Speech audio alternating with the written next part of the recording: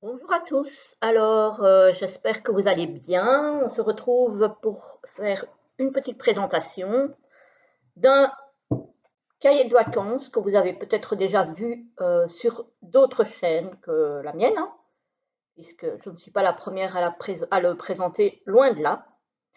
C'est le cahier de vacances Petit Lenormand qui a été écrit par Alexandre Musruc, qui est évidemment un grand spécialiste du Petit Lenormand, que beaucoup de personnes connaissent, en tout cas les personnes qui ont l'habitude de tirer avec justement le Petit Lenormand. Voilà, il est très connu dans ce milieu-là.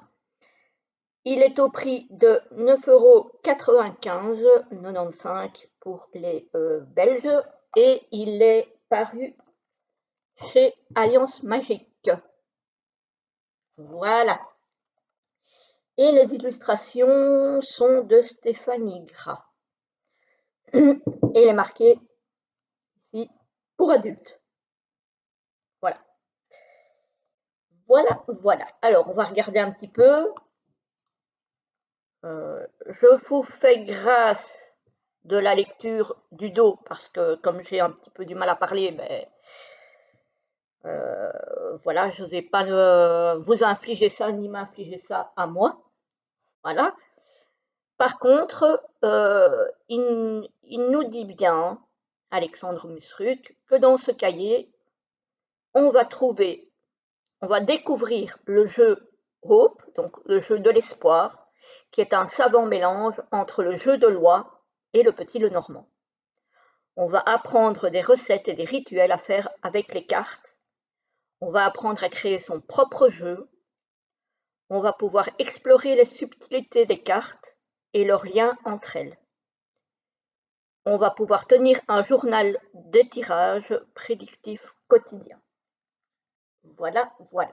Alors, on va regarder. Donc, ici, c'est bien l'édition 2023. Je ne sais pas si vous l'avez à l'endroit, voilà la caméra, par contre. Donc, c'est bien la nouvelle édition.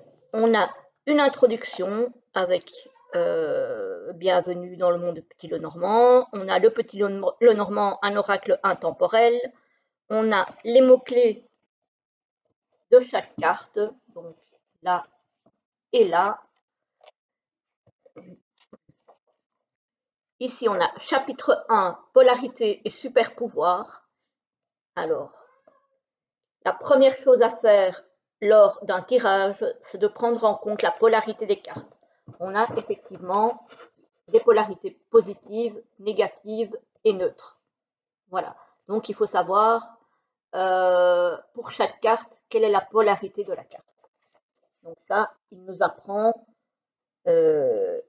ça parce qu'on a ici un tableau reprenant toutes les cartes et la polarité de chaque carte. Alors, on a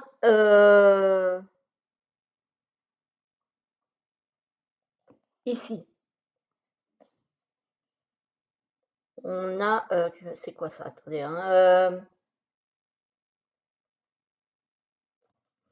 ah oui, on a les super pouvoirs des cartes. Donc, il faut, pour chacune des cartes citées, donner les super pouvoirs des cartes. Alors, ici, on a un vrai ou faux. Voilà. Un jeu vrai ou faux. Donc, par exemple, le Petit Lenormand est un tarot. Est-ce que c'est vrai? Est-ce que c'est faux? La consultante peut être représentée par la carte de la lune. Est-ce que c'est vrai? Est-ce que c'est faux? Les oiseaux peuvent représenter un couple dans un tirage. Est-ce que c'est vrai? Est-ce que c'est faux? Etc. etc. On a des mots croisés. Voilà. On a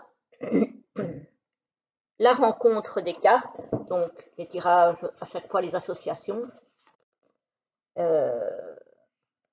Et alors, on doit trouver, est-ce que cette association est positive, négative ou neutre? Quelle est l'énergie du jour avec ces deux cartes? La guidance et la prédiction. Et ça, on a ça pour plusieurs cartes. Donc ça, c'est un exercice. Après, on a un mandala colorié. Alors, le chapitre 3, c'est une révision. Donc ça, c'est pour les personnes peut-être qui connaissent déjà un petit peu le normand, hein, ou qui le connaissent déjà bien, mais pour avoir certaines choses en tête qu'on pourrait avoir oubliées. Alors, ici, on a, pour plusieurs cartes, on a un exercice. Il faut donner pour chaque carte citer 2 mots-clés de tête, hein, donc il ne faut pas aller regarder dans un livret ou voilà, donc de tête citer 2 mots-clés pour chaque carte. Voilà. Alors, le petit normand, raconte-moi une histoire, etc. Puis on a encore un exercice. Alors, on a ici encore un exercice. Attendez, sur le dessus, je vais un petit peu dresser tout ça. Voilà. Un exercice qui suis-je? Alors, par exemple, la carte, le consultant est représenté par la carte numéro, il faut la trouver de tête. La consultante est représentée par la carte numéro. La carte la plus positive du jeu est, il faut la trouver. La carte la plus négative du jeu est, il faut la trouver. Voilà. Alors ici, pour chaque carte citée, il faut donner la polarité de la carte, positive, négative ou neutre. Encore une fois, il faut essayer de le faire de tête. Le but n'est pas d'aller à chaque fois rechercher la réponse, y aller corriger à la fin du livret. Alors, donc ici, on a plusieurs cartes. Voilà. Donc, et il faut aller relier aux polarités correspondantes.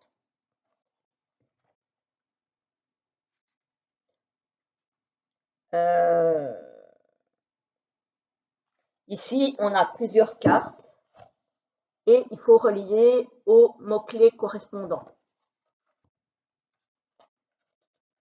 Alors, on a des textes à trous, on a le petit Lenormand et Shakespeare. Alors, trouvez à quelle carte renvoient les célèbres citations de William Shakespeare. Voilà. On a encore des mots croisés. Les points communs et les différences, par exemple le renard versus le serpent, le bouquet versus le lys, le cœur versus l'anneau, le soleil versus la lune, etc. Alors ici, on a plusieurs cartes avec des mots-clés. Et un des mots-clés à chaque fois est un intrus. Donc, par exemple, l'ours. Et alors, les mots-clés sont pour l'ours, donc danger, renaissance, argent, évolution, protection. Quel est l'intrus? Il faut le trouver. Alors, encore un jeu à relier par rapport aux énergies des cartes. Donc, quelles cartes vibrent dans les mêmes énergies par rapport aux 2 colonnes? Voilà, il faut les relier. Il y a un labyrinthe, donc il faut relier. Alors, on a prédiction versus guidance, où on vous explique la différence, etc., etc., et comment s'y prendre. Alors ici, on a des questions. Par exemple, vais-je obtenir ce poste? Est-ce que c'est une guidance ou est-ce que c'est une prédiction? Que dois-je savoir en ce moment? Est-ce que c'est une guidance ou une prédiction? Etc., etc. On a une série de cartes pour laquelle il faut trouver les significations. Alors ici, on a des situations qui sont décrites et on doit à chaque fois retrouver les cartes correspondantes. Donc c'est à chaque fois un tirage en 3 cartes. Il faut trouver les 3 cartes correspondantes à la situation décrite. Alors, il y a les diverses écoles du petit Lenormand, parce qu'il y a plusieurs écoles. Hein. On a trouvé la bonne carte. En France, quelle est la carte du travail? Le renard, l'encre ou l'ours? En Allemagne, quelle est la carte de la sexualité? La verge, le fouet le lys ou le cavalier, etc., etc. On a encore des mots croisés. Alors, on a un jeu de l'espoir, qui est un jeu qui est l'ancêtre, je pense, du jeu, oui, l'ancêtre du jeu du petit Lenormand. On vous donne le matériel et la façon de pouvoir y jouer. On vous a donné le tapis pour pouvoir jouer à ce jeu. Donc, voilà, le tapis est fourni. Il faut juste du matériel, mais il ne faut pas grand-chose. J'ai lu la liste, il ne faut pas énorme. Voilà, ça peut se jouer seul ou à plusieurs. Comment faire son petit Lenormand soi-même avec le matériel et la façon de s'y prendre. On a encore un mandala à colorier. Alors, on a l'ambiance de tirage. Donc, voilà, quelle ambiance faut-il pour un tirage? Alors ça, moi, j'ai envie de dire que c'est selon chacun. Voilà, il y en a qui ont besoin d'une bougie, il y en a qui ont besoin d'encens, il y en a qui ont besoin de pierre, il y en a qui n'ont rien besoin du tout. Voilà, il y en a qui ont besoin d'un tapis de tirage, d'autres pas, etc., etc. Donc ça, j'ai envie de dire que c'est selon la pratique de chacun, moi j'ai envie de dire. Il n'y a pas une seule pratique, pour moi en tout cas. Alors, quelques superstitions. Par exemple, vous ne devez jamais acheter votre oracle, il doit absolument être reçu en cadeau pour que les cartes soient plus parlantes. Alors ça, c'est un truc que j'ai entendu plus que très souvent, lu plus que très souvent. Selon moi, ce n'est pas vrai du tout. Moi, j'ai quasiment acheté tous mes oracles, tous mes tarots, mis à part quelques exceptions, et ils me parlent très bien. Donc, voilà, il n'y a pas de souci avec ça. Il ne faut pas oublier aussi que quand vous achetez un jeu, vous l'achetez selon votre intuition, selon ce qui vous parle à vous. Donc, 9 chances sur 10, si vous n'avez pas acheté à l'aveugle, le jeu que vous allez acheter devrait vous correspondre. Alors, superstition numéro 2, il ne faut pas tirer les cartes le dimanche, car elles se reposent. Depuis quand est-ce que des bouts de carton se reposent? J'ai entendu plus que souvent ça aussi. Moi, je tire les cartes du lundi au dimanche sans souci. Il n'y a pas un jour où ça ne fonctionne pas. Alors, oui et non. Les seuls jours où ça ne fonctionne pas, c'est soit que je suis malade, soit que mon énergie est trop basse, parce que ça peut être le cas aussi, que je suis fatiguée, ou que je n'ai pas la tête à ça, tout simplement. Voilà. Mais sinon, il n'y a pas de souci. Ça se passe très bien. Alors, comment fabriquer un pochon pour votre petit Lenormand si vous le fabriquez vous-même? Alors, purifier, consacrer, activer son petit Lenormand, ça, encore une fois, j'ai envie de dire que ça dépend de la pratique de chacun. On vous donne plusieurs méthodes. À vous de choisir celle qui vous convient ou pas, d'ailleurs. Hein. Moi, je connais des gens qui ne purifient pas leur jeu et où ça se passe très bien aussi. C'est selon votre ressenti, pour moi. Je n'aime pas quand on dit il faut faire comme ci, il faut faire comme... Non, non. Chacun sa pratique, chacun ses ressentis, chacun sa façon de procéder. Il n'y a pas de bonne ou de mauvaise façon. Tant qu'on le fait avec sérieux, il n'y a aucun souci. Voilà. Et évidemment, avec des intentions qui sont bonnes. Voilà. Forcément, si on le fait avec des mauvaises intentions, c'est même pas la peine, quoi. Hein. Donc, voilà. Alors, pour la suite, on a la guidance des mots cachés. Donc, il y a des mots cachés qu'il faut retrouver. On a une carte, une citation. Donc, on a des citations ici. Il faut retrouver la carte qui correspond à la citation. Alors, des rituels, on a pour attirer la chance. On vous donne le rituel à faire, le matériel à avoir. Pour attirer l'amour, pareil, matériel à avoir, faire le rituel, etc., etc. Ça, si on est très rituel, on le fait. Moi, j'avoue que je ne suis pas très rituel, je vous avoue. Mais bon, voilà. Il en faut pour tout le monde, donc, et c'est très bien comme ça d'ailleurs. Et donc, voilà. En fait, parce que moi, je ne suis pas très assidue au niveau des rituels. C'est pas que je n'y crois pas ou que. Mais voilà. Je n'ai pas assez de régularité, d'assiduité que pour que ça m'apporte quelque chose. Alors, affirmation et positive attitude. Donc, on a des affirmations et la positive attitude pour chaque carte. Par exemple, pour la faux, qui est en général considérée comme polarité négative, on dit « je sais me défendre et me faire respecter », comme quoi la faux n'est pas toujours négative.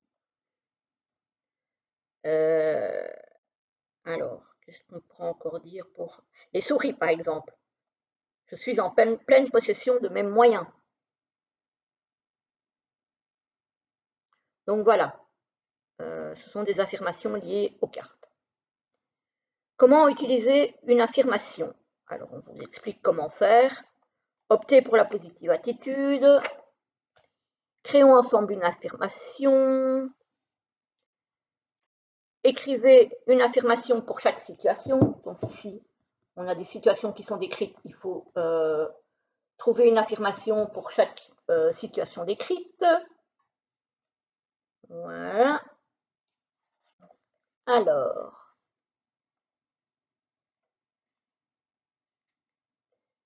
on a évolué à partir de la tradition du petit normand.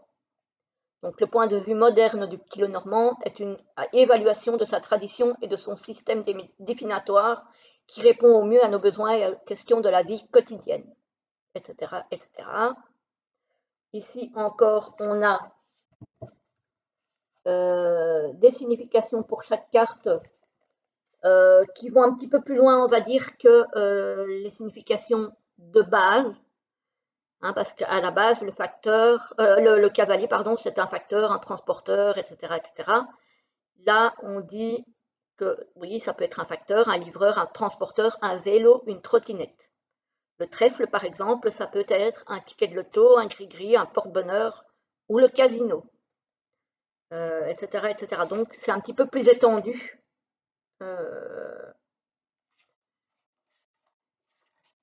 Un petit peu plus étendu comme signification. Alors, on nous parle des petits Lenormand étendus, donc qui ont plus de 36 cartes. On nous explique le pourquoi, et ça peut être très bien d'ailleurs. Moi, j'ai le guide de Dreyfus, donc les raisons enchantées de Lenormand, que j'utilise énormément, notamment pendant mes lives que vous avez peut-être déjà suivis sur la chaîne. Je l'utilise énormément, celui-là. Voilà. Alors, ici, on a une association à chaque fois de 2 cartes, et il faut trouver une signification à ces associations.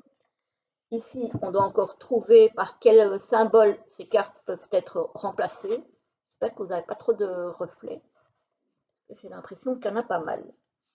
Ici, on a une liste de cartes avec des métiers. Il faut choisir le métier qui correspond à la carte. On a la datation pour chaque carte. Donc, la maison, par exemple, c'est 4 jours, 4 semaines, 4 mois. La cigogne, 17 jours, parce que c'est la carte numéro 17, ou le printemps. Le chien, c'est 18 jours, puisque c'est la carte numéro 18, ou le 18e jour du mois. Le lys, c'est l'hiver. On a comment utiliser le normand pour dater une prédiction. Encore un jeu à relier. Entraînement du tirage à 3 cartes. Alors, ici, on a escargot ou bolide. Et on a plusieurs cartes et on doit trouver si ce sont des cartes. Ce sont donc des cartes de de rapidité ou de lenteur et on doit trouver si c'est une carte de rapidité ou de lenteur. Voilà. Alors, comment associer différents oracles? Encore un jeu à relier, encore un jeu où il faut trouver les intrus. Franchement, il est super bien. Et après, on a les corrigés. Donc voilà, on a tous les corrigés des exercices. Ici, avec les bordereaux verts. Voilà. Et ici, on a en orange, du coup, tous les exercices. Voilà. Donc ça, c'est pour ce cahier. J'espère que la review vous a plu. N'hésitez pas à vous plonger dedans si le petit Lenormand vous passionne, comme moi. Je vous souhaite une très belle journée, une très belle soirée si vous me regardez en soirée. Et je vous dis à très très vite. À bientôt.